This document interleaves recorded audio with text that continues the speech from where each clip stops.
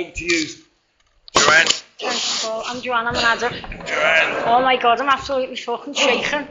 Thanks for asking me to share, not.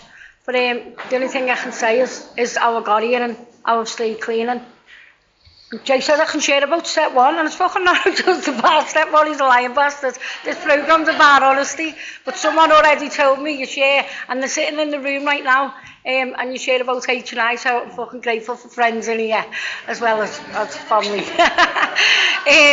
But yeah, you know, my journey was a bit different to Jay's, but like institutions and stuff, but I was in care from the age of 2 to the age of like 18, in and out of care. My mum had a nervous breakdown, and my mum went through a lot, you know, witnessed me, my stepdad beating my mum up through drink, and that's anything that I think about drink, it's where what I see is violence today. I know that people can enjoy themselves, but I know that when I started drinking when I was a bit older, it was just become violence. I've just become that person that I said that I'd never witness, allow someone else to be around me, and I've become that person, and even worse, around my own children and stuff. The children's homes and that was just, I just loved it, because we got moved from pillar to post. I think now I've been diagnosed with ADHD, the share will probably go either and everywhere, but we're all addicts and we can fucking keep up with it, so it doesn't matter. My H&I journey of when I was like 17, 18, I got arrested. I haven't been arrested for a good few years since I left care, and I got arrested when I was like 18, and I've moved somewhere down the other end of Liverpool, and this place that I got sent by my probation, it was a Think First programme I got sent on, and it was on Edge Lane. It's just ironic how life happens, and I'm actually doing service in that fucking same place now, giving this stuff away to the girls in there freely. It's fucking beautiful, you know, but it's eye-opening, and it's just like, wow. So that's what it's about. But when I was that age, I was so close-minded and I didn't understand. They said that they were going to search me bag, and I was bad pothead. Then I think I could smoke everyone under the table and all that, but I couldn't. So it was just my fucking ego. I was white. I would just go green anytime I was having a joint, but I loved it because it just took me out of it, who I thought I was, and all the trauma that was attached to me from my childhood, all the mental, physical, sexual, emotional, financial abuse that we've all been through, and we've all put other people through in some kind of way when we've been at our worst. You know, we're powerless to what we did, but we're not powerless to what we do. I know that. In that institution, they told me in the H&I, well, in that bail hostel it is, they told me that they were going to search my bag, and I didn't get the letter, so I went there and they said, can I search your bags? They found me weed and they took it off me, and now they said, you're getting breached. So I went, can I have my weed back? Like, they're going to just give me my weed back. They didn't give me my weed back, but I did get breached. But when I spoke to my probation worker, I was pregnant with my daughter, who's now 22, who's just made me a nanny. This is a gift, you know, being a nan. I was pregnant with her, and I went to her, and my attitude was, I'm not sitting there while they're like that, all gouching, you know, and little did I know, that's where my journey's going to fucking bring me later on in life. But it's at the time, and I was being honest, it was just like, I can't sit there and see people like that, because it just makes me want to have a spliff. But that was just the closed-minded in itself. And today it's not like that. Then people are like that. I'm fucking like that with them. Do you know, I give them a hug today. I fucking sit on the floor today. Only that my circles moved in different ways. I didn't need to go to the depths of despair in where they've gone, because they've been there and they're telling me how bad it is there, that I don't need to go there. So I know, relapse is a fucking option, and it's available to us all if we don't do what's suggested. So the H&I service, now it's connected to going into that place. I've just seen an NA prison sponsorship on there, and I just signed and I passed it freely to me mate, because I know she's over 2 years, and she signed it, and then she looked at me as if to say, but that's giving it back. You know, my brother took his own life in jail, another institution, and this wasn't available. If this was available then to them, he might be still here, but he's not, you know, and I am. So I know that, keep where I want to run, keep my ass in the chair and fucking share where it's at. You know, the hostel where I'm doing the service, the girls have said that they'll come today, and if they haven't come, and if they have, there's many rooms, you know, they might be sitting in another room, and it doesn't matter. It's just that they know that there's a way out, and I told them when I go there that I used to be in here. You know, but when I was in there, I wasn't ready to stop taking fucking drugs. But if they had this going in there then, I might have been fucking ready earlier. But I weren't, and it weren't my journey, you know. But being in there, I was the only one who was in that hostel who hadn't been to jail. Because it's a bail hostel when they come out of jail and they're in there, and then they can start getting their lives back.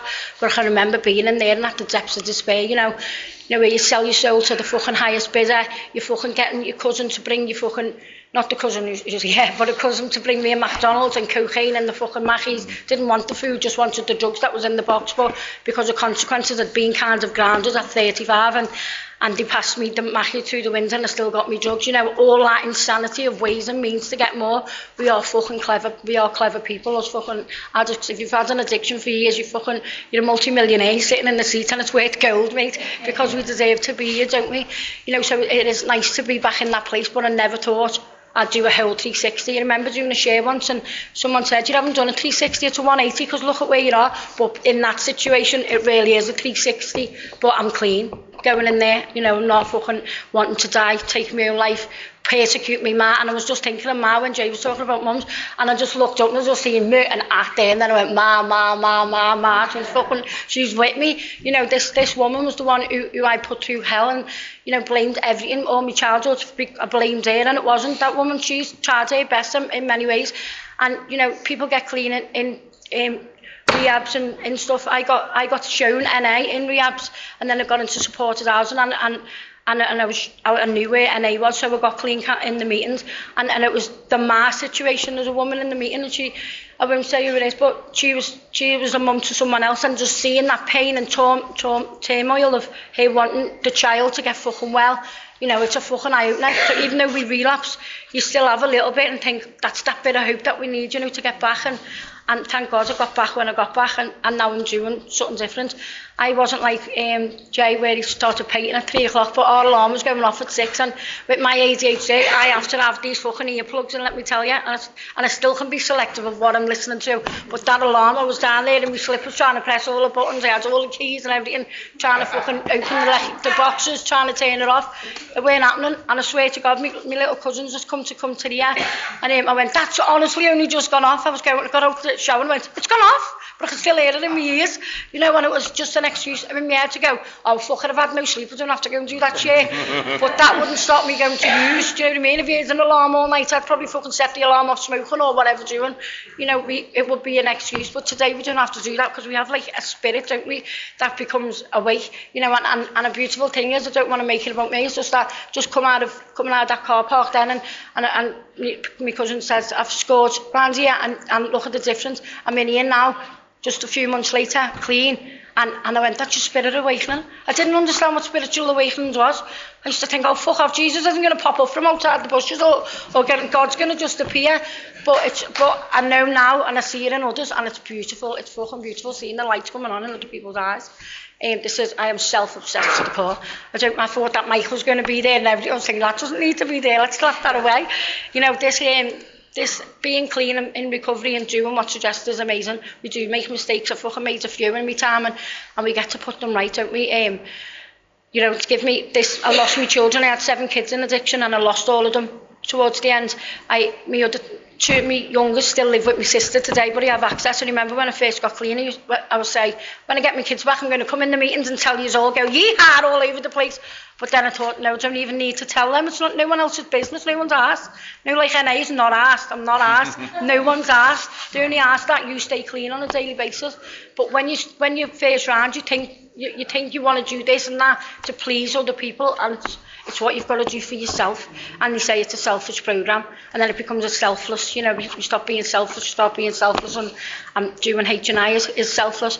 Thank fuck I get a lift at the end of the tunnel by another service member. I'd be fucked because I failed my driving test 4 times, but I've got another one coming up, and I've just been told by someone outside that if I get past my test, I might get some work in giving this stuff back. Paid as well, paid. Never had a job in my life. Do you know what I mean? But I'm being benefit bum all my life really, until I got clean, and now I am part-time self-employed because I have my own little business. Thanks fuck to NA, you know. People believed in me, and I started doing things what's right. You know, my children have got their mum back, and I support my children every way I can, even if it is just to the fucking jail. That's embarrassing, but it is. I know how to take them to an appointment at least, because if I'm late, if they're late, I'm like that because of a past trauma or something, or someone else's perfectionist or something, I don't know, because I'm ADHD, I don't give a fuck, but other people have got OCD and they're correct on time and this and that, and I'm like, ugh. So I'll just rock up, you know. You wouldn't think I was doing a share at 1 o'clock, rocking in at half 12, just like that, yeah, you know, but it doesn't matter. It is what it is, and no one's the same. You don't have to be. You just got to be yourself. I like to just keep my eye on the clock in case I get white carded up for. I'll have a fucking resentment. I've never had a resentment like that before, but I'm saying, please don't let him stop. Don't white card Jay. I don't want to speak. But this is just a beautiful thing. Someone who believed in me in the supported housing, you know, they told me to go and further me education, and I went to college, and they went, oh no, you've got access to go to university, and I went, me, fucking snotty Rosa from Scotty Rose, she went, you've got to go to uni. I went to uni, and I was fucking like that. Wow, we had lockdown. I was in a relationship, and now I'm got a fiance. I won't embarrass him because I do it all the time. He'll kill me, and I might have to give him the ring back. But I've kept this because of NA. I've kept a loving relationship, me service, me friendship, me family members, and a career and a business, as well as doing what's right and doing this HNI, because HNI is once a month going to the meeting, but it's every other week I'm doing alternative to go into this place. And you know what, it's the best feeling of walking out of there and knowing that someone's willing to get to the meeting, you know, who can't get to the meeting and say, I can't give you my number, but you can get to meetings, and the people like me and like the other service member in the meetings, they just want you to get well, because you're in here and you think that you've got nothing going for you except getting recalled to jail. There is a way out, honest to God. That much so that I had when I done my foundation degree, I done it in computing. It was only because I thought that's where the money is, because I had all them kids, and I thought, how am I going to fucking get a job? I'll have to be a wizard doing my own websites and stuff. I fucking don't know how I got through that degree, but I got fucking through it. I think the teacher felt sorry for me. That saying, I went and done a bachelor's degree, and I got a first class honours degree. So we are clever bastards, because that teacher definitely didn't like me. but I got a first class degree, and that's because I done a documentary on addiction. There's a way out, because there is a way out, and it was just my story and my partner's story. And somewhere along the line, someone will identify with something in the stories, and they know, if they know us, they know it's the truth. You know, we can't tell anyone else's story because it's not going to fucking work.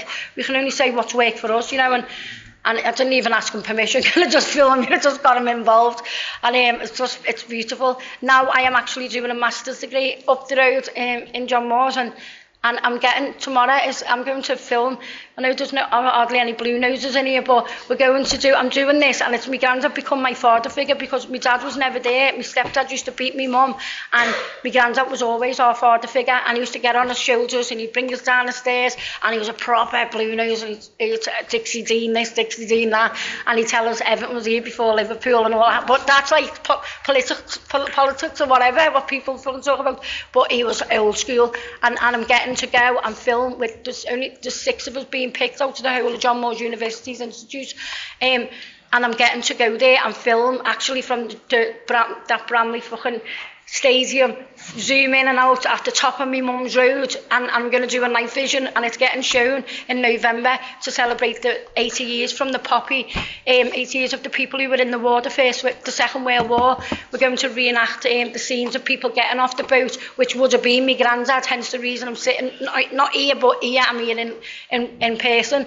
But it's fucking like he's with me, you know. When they said that, I missed the email. I never read no emails, because I've got about 7 email addresses, and I actually went onto this one in uni for once, done as I was told, and he had an email, and I went, oh my God, I've missed it. I ran into the office to the woman. I'm like Banshee or something, or Tasmanian Devil when I put a drug in. That's who I've become. But I was like that with fucking all this dopamine that's free, because I'm alive, you know what I mean, and I get to be the real me. And she said, yeah. I went, do you give me the position? She went, yeah, you're going on Sunday. I'm like, wow, I'm fucking clapping like a big 10-year-old. But these are the gifts that we get, you know. We get our life back, like Jay said, we get a life in the wildest dreams. And the funniest part that she says is that there's going to be the final scenes are going to be that we're going to be in big tankers and trucks, you know, going up and down, and we have to boss them about a little. I don't think I like that, actually, but we get to film it, and it's going to be, they're finishing it on the Adelphi Steps, because that's where they broke the news about the war in 1940, and I went, how ironic, because there's a convention on. Do you know what I mean? I'm going to be there anyway. It's fucking killing 2 birds with one stone. But, you know, I wouldn't have even thought about the convention. I wouldn't have been in uni if it didn't do this stuff, you know, if I never had come to here, got us once, I've done service does save your life, step work and sponsorship. That's why seeing that NA prison thing there, that's fucking amazing, and it's a gift, you know, because my brother, who was in jail and did take his life, if he would have had fucking NA sponsorship, I think, or then he could have might have still been here, but he's not, you know. And now my nan is my mum. I got to hold my mum's hand when she was dying. I got to carry a coffin clean, you know. And I thought, I didn't think I had a reservation, but now when I think of it, that would have been on my reservations if I would have done my fucking step work properly. Remember doing a step one, and one of my sponsors who's in here, she said, "What the fuck?" Well, she mightn't have said it like that, but what the fuck is that? You never had no feelings attached to the whole of that. Just give her a bigger life of fucking hell and whirlwinds, and just went, and that's it. You know, and no feelings attached to it. No wonder fucking relapsed, because I just wanted to race with someone else so they didn't get through their step work before me. That is not what you should do. You take your time, you do your step work when it's right for you. Pick that pen up when you can and start unravelling. And if you do get asked to come and do shares, you start turning up. I remember my first one, I'd done it in 10 minutes, and then I fucking used after that because I was so self-obsessed. I've been self-obsessed today, but I know that people who are in the room love me. They know how I am. I can't be anyone else. You know, H&I service, I didn't even know that that's what I had to share about, but I said I'll go all around the houses and it's alright because I got to where I needed to go. I'm definitely not going to get white carded by Paul because we're nearly on 16 minutes, but if you knew or at this meeting or you're ready to surrender, just do it, honest to God. Give this stuff a chance and get here. Getting in here, even just using or just clean, is one of the best things that you could have done, because when I done it, I fucking went out and was dishonest and went and used in a pub over the road. It's no longer there now. I think it's a gym, but that was many years ago, not as many as Jay's. But I'd like it to be maybe next time when you're sitting up here, and the roles will be, but we were still sitting here because the predecessors before us are fucking sitting here and showing us that this is possible. Anything is possible. You've just got to be ready, and you've just got to do it what's right for you. You know, there's a way out. That's what I'll end on. Thanks for letting me share. Thanks, Joe.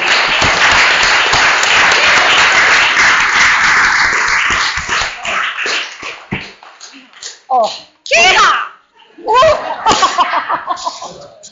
Paul, I'm an addict.